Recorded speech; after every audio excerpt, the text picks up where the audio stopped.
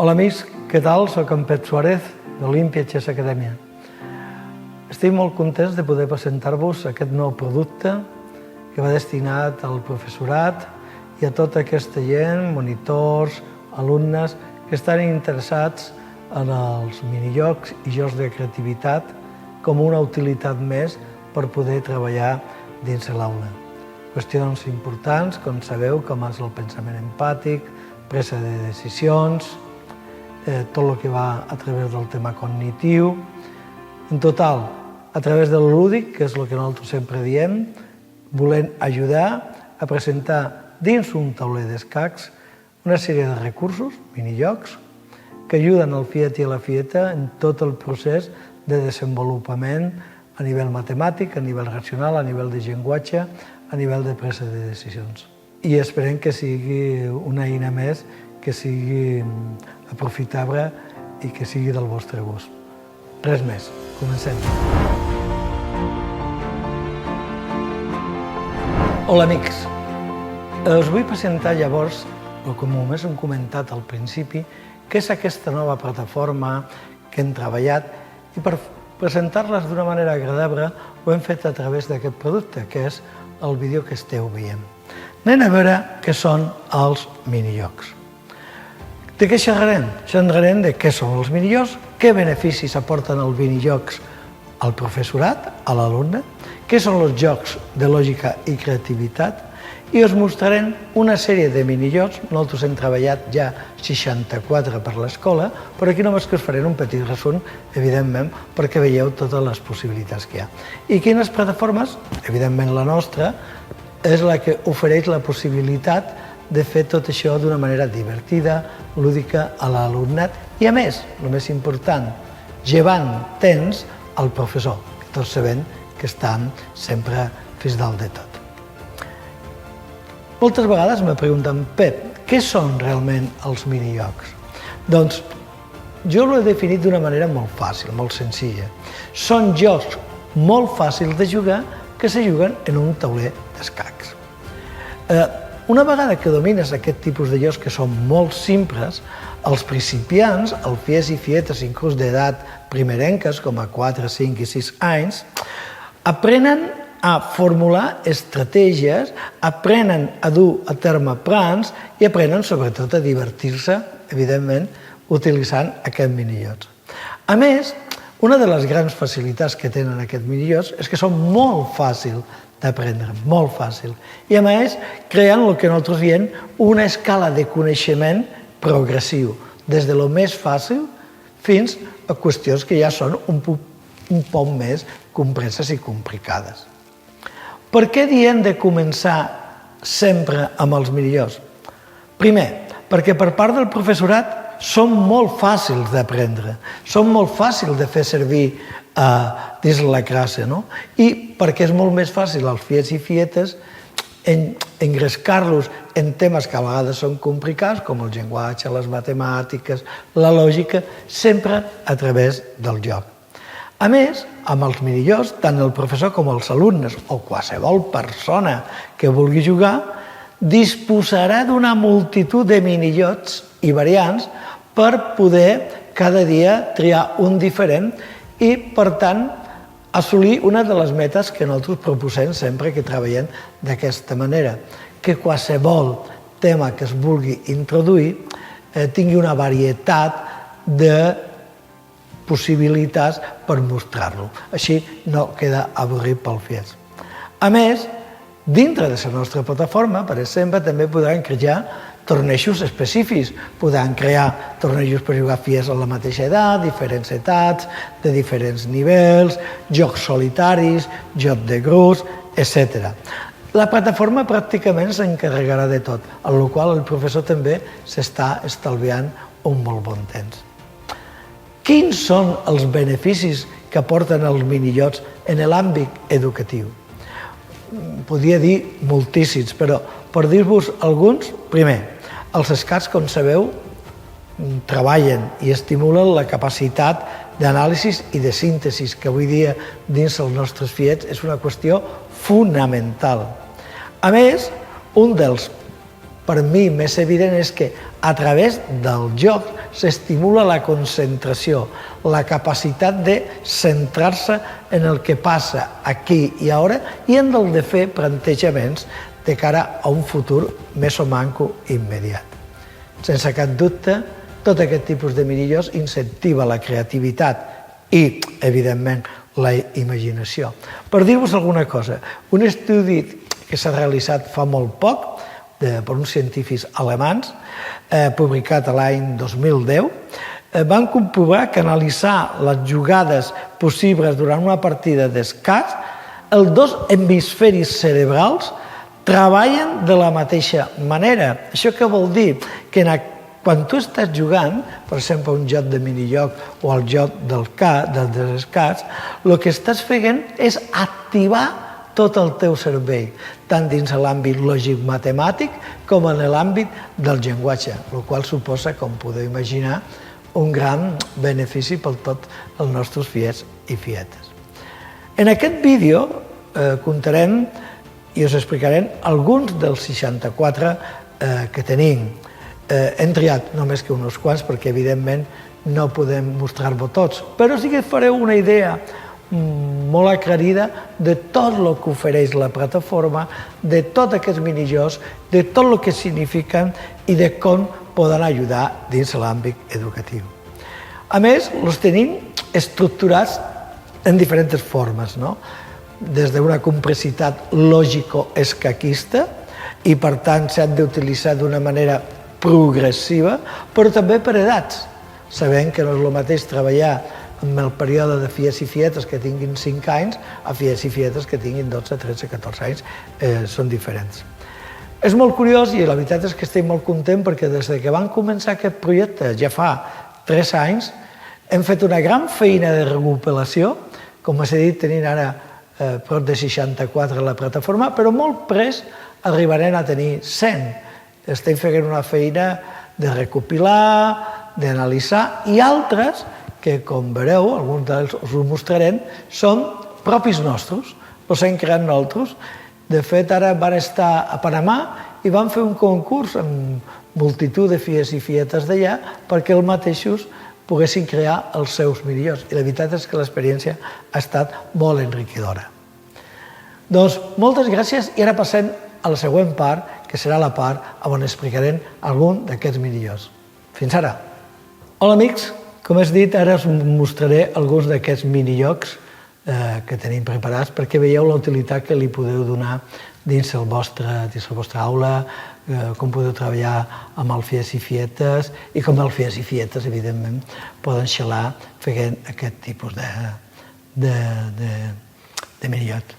Com podeu veure, aquí us estic presentant, tenim moltíssims, des d'alguns que ara veurem, travessant el tauler, rei contra rei, xoc de reis, travessant els reis, tornada a casa, 8 torres, alfil contra peons, alfils amb memòria, duel en la disco, 3 reis i cavalls, dama contra 4 peons, escac jeràrquic, en fi, fins a 60, com podeu imaginar, són molts.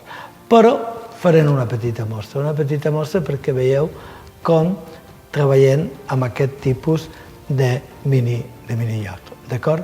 Molt bé, mireu, segur que aquest el coneixeu tots, és Travessant el tauler, és un joc molt fàcil, en el qual pràcticament se pot jugar quasi que des del primer moment, perquè l'única cosa que han de saber els fiets és conèixer com esborinen els peons, que és molt fàcil, com sabeu. I una vegada que saben com esborina, la qüestió, la idea, l'estratègia, és fer arribar un peon al final. El primer que arriba amb un peó al final, guanya. Normalment, quan treballem amb aquest minijoc, la regla d'en passant, que com sabeu és poder capturar un peó al pas, no la utilitzem, però si són ja fies i fietes que tenen una certa experiència, la poden utilitzar. Mireu, per exemple, podíem fer una demostració, E4, E5, D4, aquest captura, E5, aquest fa D6, aquest captura, aquest també, i ara anem a suposar que aquest fa aquesta jugada pensant que el mengen i el menjarà, però fa aquesta. Ara ja aquest no pot fer pràcticament res perquè no hi ha ningú que faci que el peó arribi al final. I una vegada que arriba al final, evidentment, aquesta partida l'ha guanyat el negre. Per què? Perquè ha arribat al final. Aquest és un minijoc molt fàcil, com podeu veure. Anem a veure altres, alguns que són molt interessants. Per exemple, aquest que treballa el pensament matemàtic, no? I que ja té una certa complexitat. Mireu, nosaltres li diem xoc de reis. Tenim dos reis en la casella de sortida, un N8, un altre N1, i una sèrie de fitxes que tenen totes un número, que va de l'1 al 15, me penso que en aquest cas, o al 14. El rei blanc només que pot menjar les parells i el rei negre les senars. I ja veureu que aquí hi ha estratègies d'anar a cercar, però també estratègies de defensar-se perquè l'altre no te mengi. Anem a suposar, aquest va cap al 2, aquest va cap a l'11, aquest menja el 2, que és un parell, aquest menja un senar. Ara aquest menja també un parell, que seria, per exemple, aquest, no? Molt bé, aquest ja l'ha menjat, lo llevem. Ara aquest se dirigeix cap a un senar, però el senar lo té, com veieu, molt d'enfora, molt d'enfora. Total que li costarà molt. En canvi, aquest el parell també lo té d'enfora. Anem a cercar, van cercant, van mirant quines són les estratègies més adequades per poder arribar al final. Ara, fixeu, aquí el factor sort s'ha de dir que també té la seva part, perquè si les peces estan, els números estan col·locats de tal manera que puguin ajudar a un o un altre, però quan juguen 4 o 5 vegades, la sort en aquest sentit està pràcticament igualada. És un altre dels jocs que també us volia mostrar, molt interessants.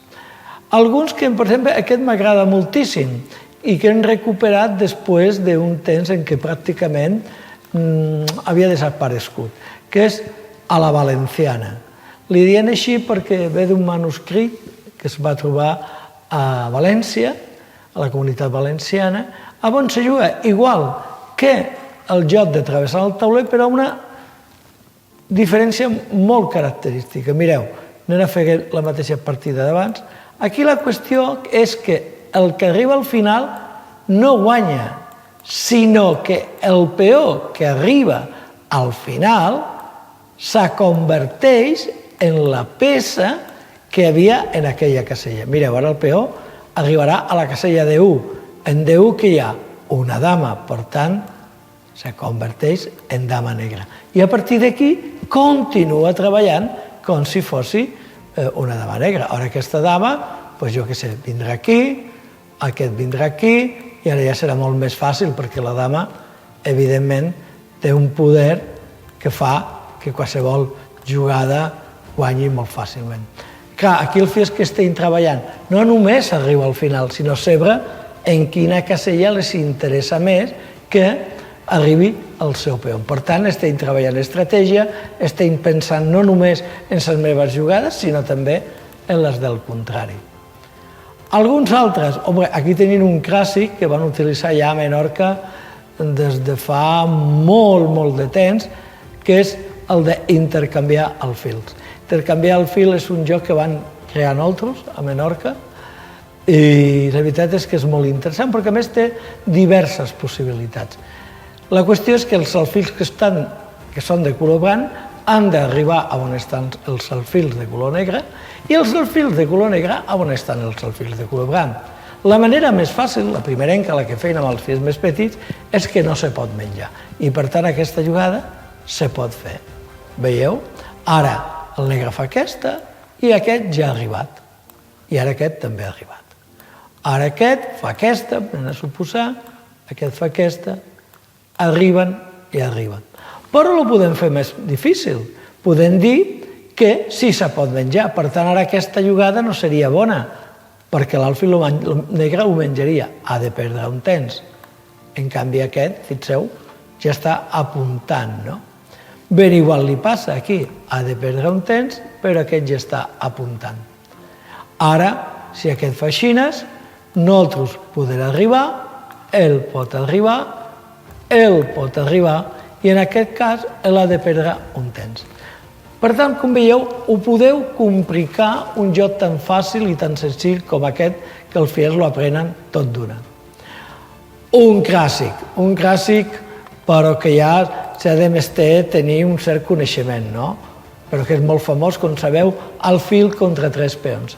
Perquè aquí estic treballant el tema de paritat. A l'alfil normalment li donen una puntuació de 3 punts, cada peó val 3.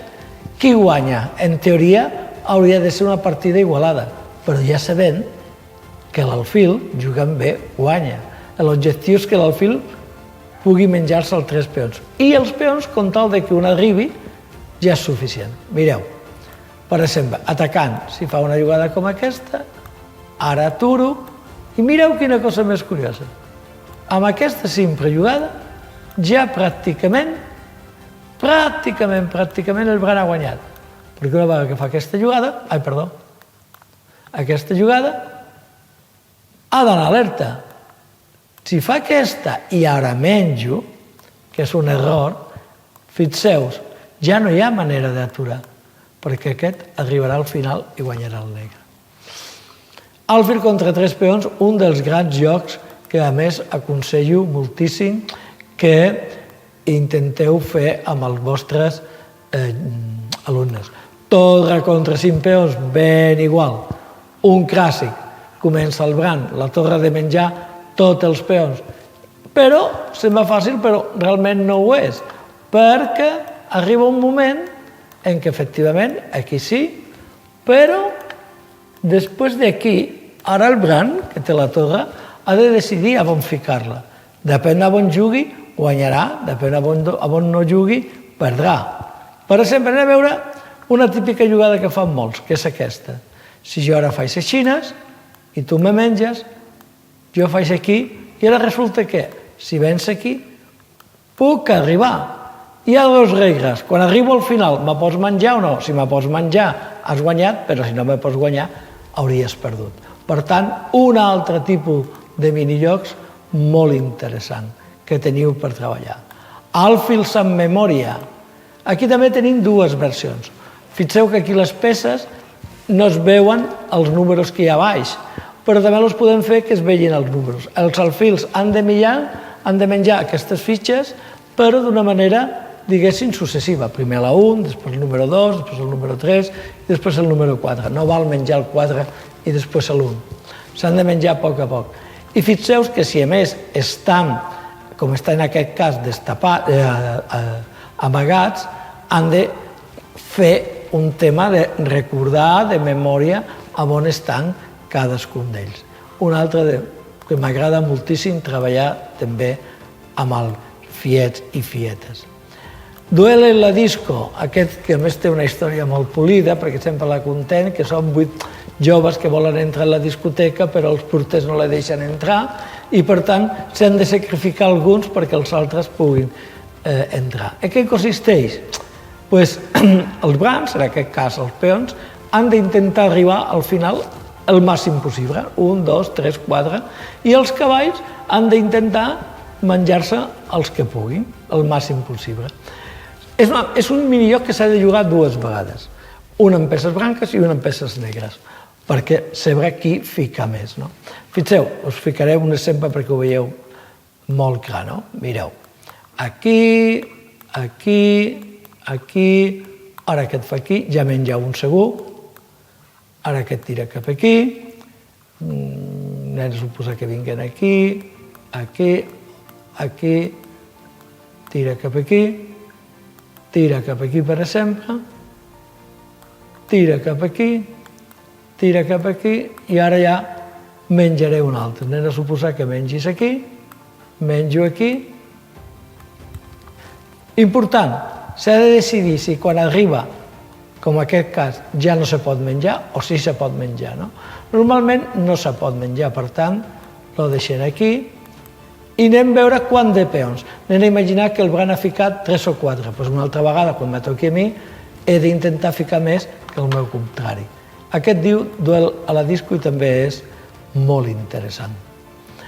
També tenim alguns que són molt curiosos, com aquest de dominació, que no se pot fer normalment en un tauler normal.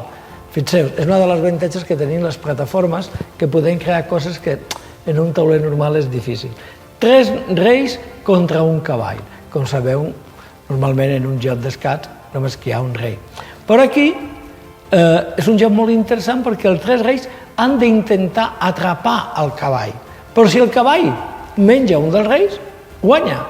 Mireu, per exemple, aquest fa aquí, ve aquí, anem a suposar que vinguessin aquí, aquest fa aquí, i fixeu que ara amaga com venia aquesta casella. Si el blanc és despistat i fa aquesta jugada, el negre ja ha guanyat, perquè ataca 2 reis, i quan morinis un, me menjaré l'altre.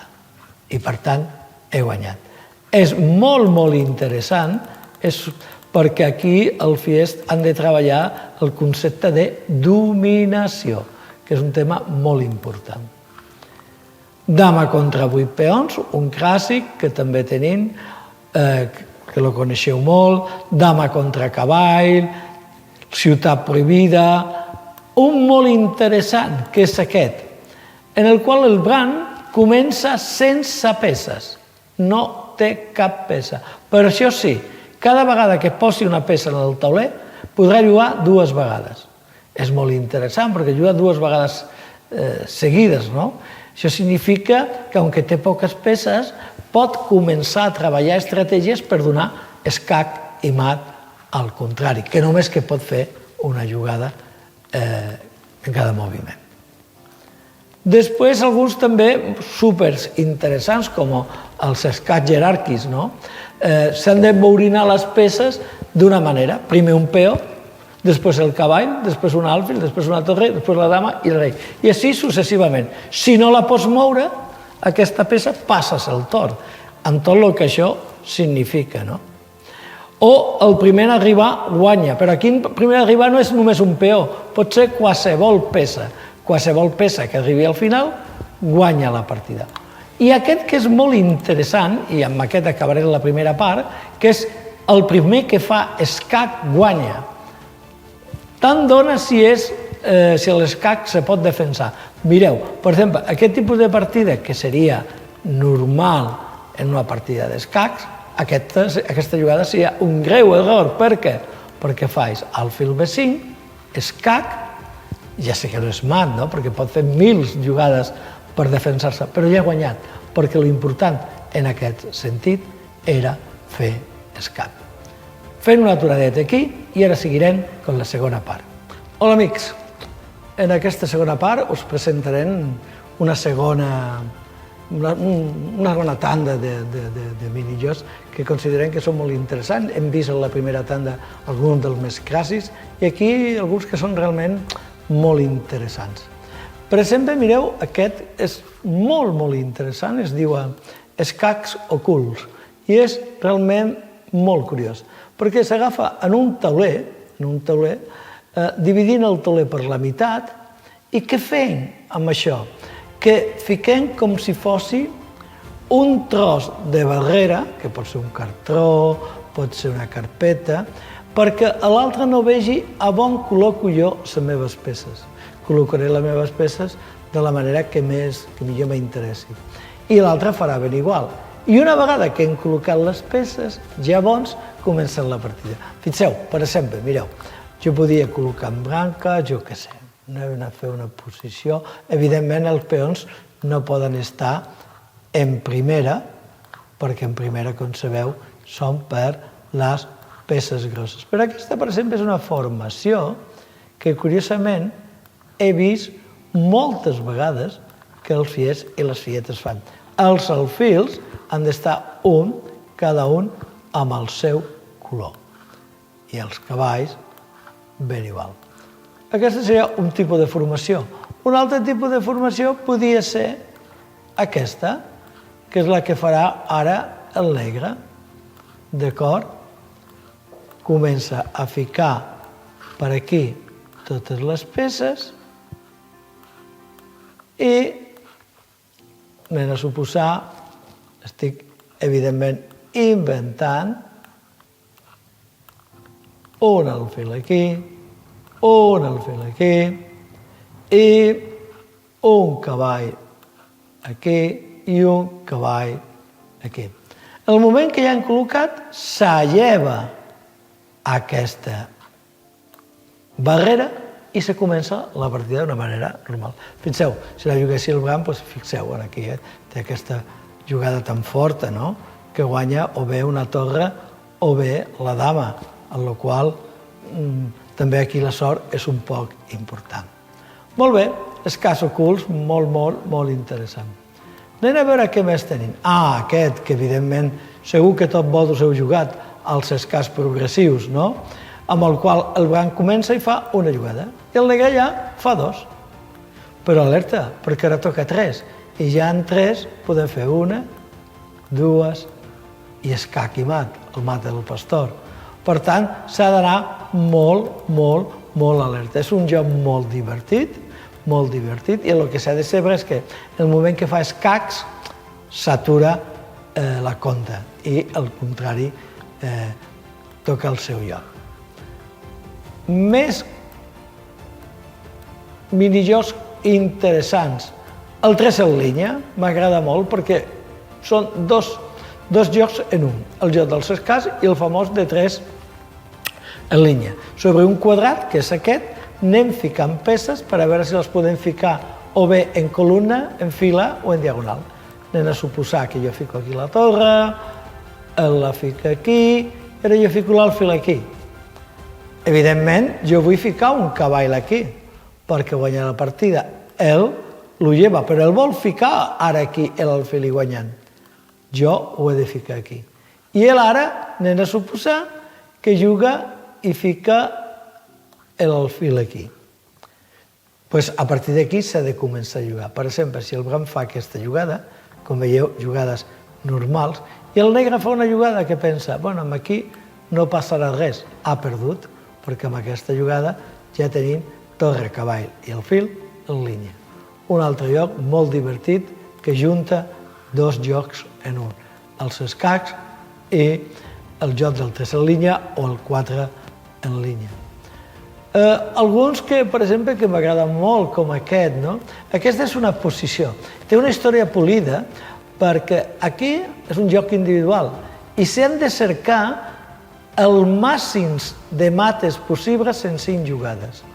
S'haurà de dir que hi ha un total de 31 mats diferents, no? Inclús hi ha un en 4, que és aquest, mireu, us ho mostraré.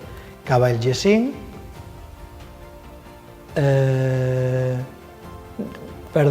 cavall E5, cavall D5, cavall G6 i cavall per E7, escac i mat. Ho veieu? El rei no pot borinar. Sempre juga el blanc. Vull dir que és un joc amb el qual el negre no pot fer res. Però fixeu que per conèixer patrons de mate, treballar la imaginació, és realment fantàstic aquest tipus de programa. Anècdota. El Magnus Carlsen, l'actual campió del món, se li va mostrar, el meu amic Jesper Holt, que va ser entrenador seu, li va mostrar, i el Magnus, aquests 35-31 mats, pràcticament els va trobar en cosa de 2 minuts. És un geni, evidentment. Un geni. Alguns més que us vull mostrar que m'agrada molt. Capturar 21. També és una qüestió matemàtica, aquest, no? Se juga sense reis. I aquí l'important, evidentment, si no hi ha reis, no és d'una mate, sinó és capturar 21 punts. Recordeu que a la dama li donem un valor de 9, a l'alfil 3, al cavall 3, a la torre 5 i al peó 1. Per exemple, imagineu algo així, no? Aquí,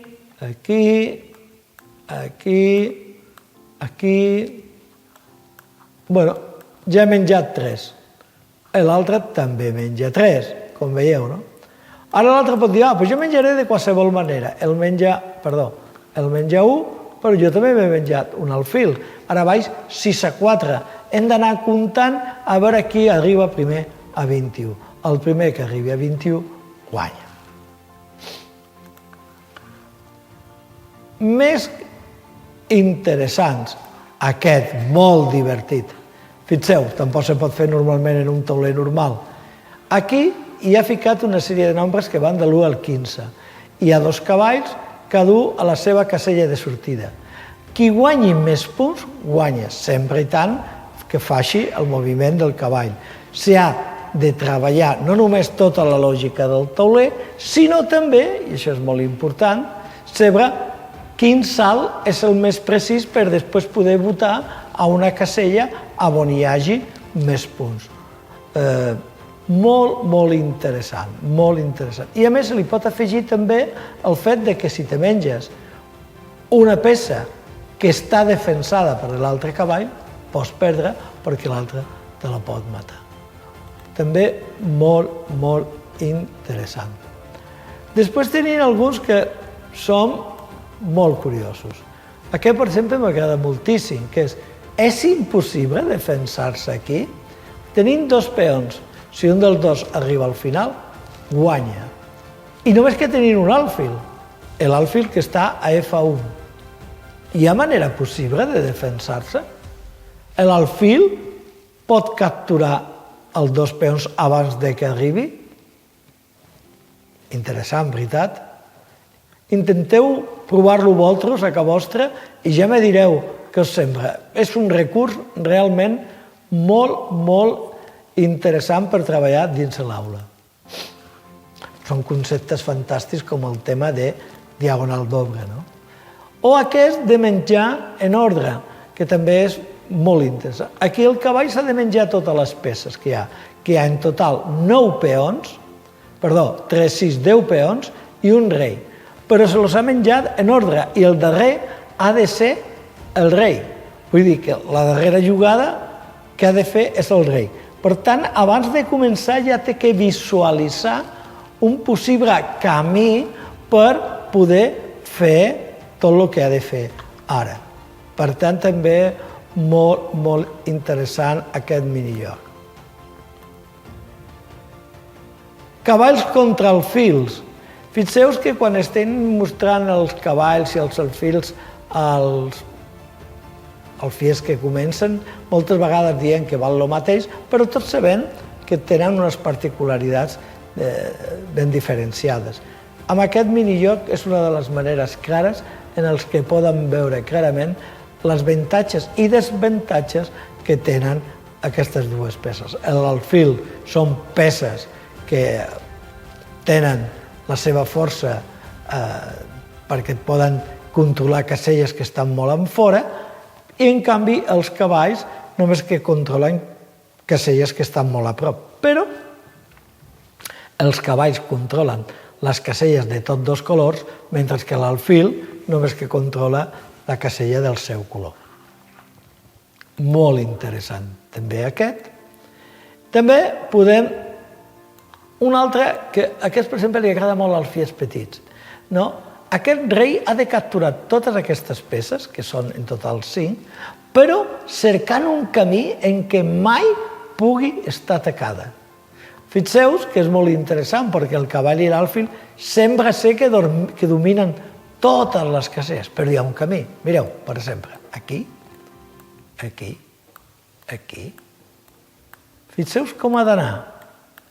Ara menjar aquí, ara menjar aquí, ara tornar cap enrere, ara menjar aquí, i acabar menjant l'alfil. Pràcticament és l'única manera de poder fer-ho, perquè si aquí, mireu, haguessin triat una altra, seria molt difícil, per exemple. Aquí, una vegada que has menjat el peón, no pots intentar menjar-te l'alfil. Per què? Perquè està defensat pel cavall. Molt bé. Sí, senyor, així és. Alguns més. I us mostraré un que aquest estem molt contents perquè ara us explicaré un que té una història realment polida, que és el mans prenes, no? I direu vosaltres, però Pep, si aquí només que hi ha un tauler, que no hi ha cap peça. Bueno, és que té una història molt polida. Aquest minijoc el van presentar possiblement el congrés més important que hi ha arreu del món d'escàs i educació l'any 2015 a Londres, a la London Chess Conference, i va estar premiat. En què consisteix? Mireu, vosaltres, com a educadors, sabeu molt bé que una de les dificultats que tenim quan comencen a mostrar el joc dels escacs alfiets, és que sempre borinen la mateixa peça. O ve una torre, o ve un peó, fins que la maten, i després una altra i tal.